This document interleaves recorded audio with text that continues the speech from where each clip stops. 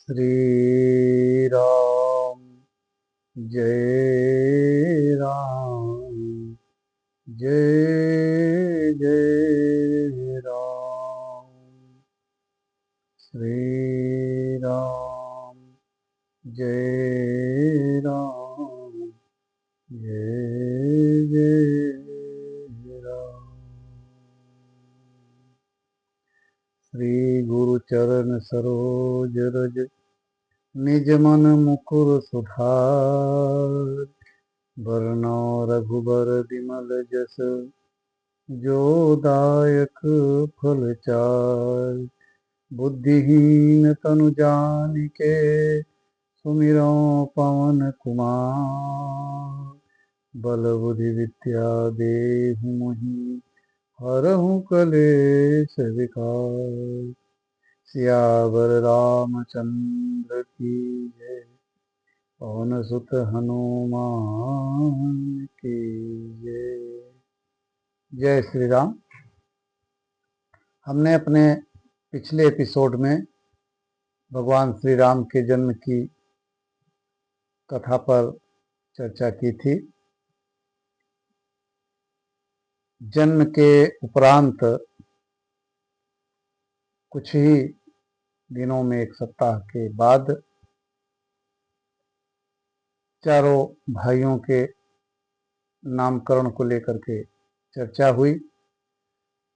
राजा दशरथ अपने गुरु वशिष्ठ के पास गए और कहा कि गुरुदेव, इन बच्चों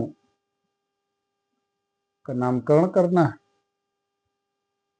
खैर, वशिष्ठ जी राजा दशरथ के घर आए, सभी तर तैयारियां हुई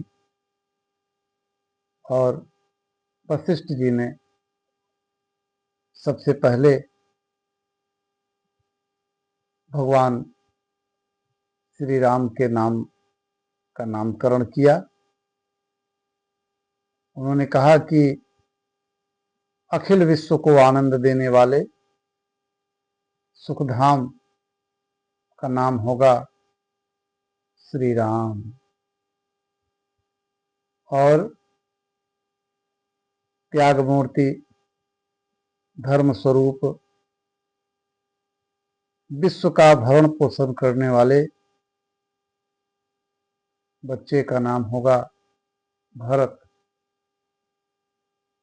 भरत के वेद कहते हैं ना कि विश्व भरण पोषण कर जोई, ताकर नाम भरत अस होई। और सभी लक्षणों से युक्त तीसरे बच्चे का नाम होगा लक्ष्मण। लक्षण धाम राम प्रिय, सकल जगत आधार। गुरु वशिष्ठ तेहि राखा, लक्ष्मण नाम उदार। और चौथे बच्चे शत्रुघ्न का नाम रखा और कहा कि जिनके नाम से शत्रु दहल उठेंगे, उस बच्चे का नाम होगा शत्रुघ्न। और जाके सुमिरन ते रिपु नासा, नाम शत्रुघ्न वेद प्रकार। इस प्रकार से गुरु वशिष्ठ जी ने चारों भाइयों का नामकरण किया। और नामकरण के बाद उनका जो बाल स्वरूप था चारों का,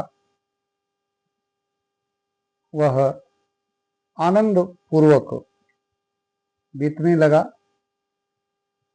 उनकी सुंदरता, उनके पहनावे, उनका रूप, बहुत सारे वर्णन गोस्वामी जी ने श्री रामचरितमानस में किया है।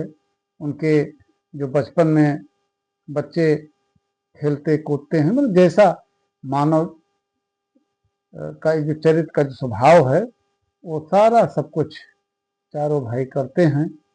और उसके बाद गुरु वशिष्ठ ही इन चारों भाइयों का जो है यज्ञोपवीत संस्कार करते हैं। यज्ञोपवीत संस्कार के बाद तब इन चारों बच्चों को गुरुकुल यानी वशिष्ठ जी के आश्रम में पढ़ने के लिए भेजा जाता है। जब इनको भेजने की बात आई इन चारों बच्चों को, तो तीनों माताएं, राजा दशरथ स्वयं बहुत उदास हो गए, क्योंकि बहुत दिन बाद ये हुए थे। लेकिन राजा ने, मतलब राजा, माँ तो माँ होती है, तो माता तो बहुत परेशान थी। लेकिन राजा दशरथ ने उन्होंने यह तय किया कि नहीं, इनको गुरुकुल हमें भेजना ही है। तो यानी जो गुरुकुल होता है, गुरुकुल प्रस्थान केवल शिक्षा का आरंभ नहीं, बल्कि जीवन निर्माण की दीक्षा होती है। इसलिए चारों भाई गुरुकुल की ओर प्रस्थान किए और वहां से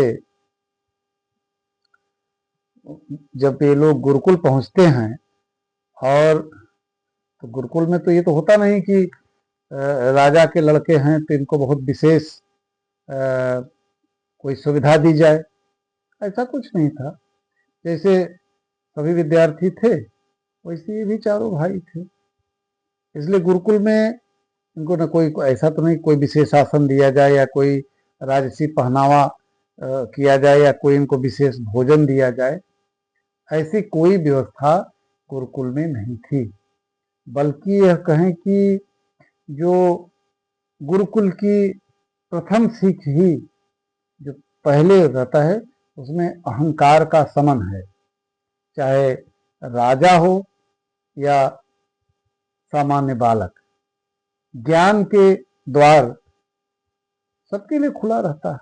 इसलिए चारों भाइयों ने कुटिया बनाना, लकड़ी काटना, लाना, आश्रम सेवा, गौ सेवा, क्या कहते, यज्ञ कर्म, शास्त्राध्ययन, धनुर्विद्या और नित्य तपश्रम को अपने जीवन का सामान्य भाग बना लिया।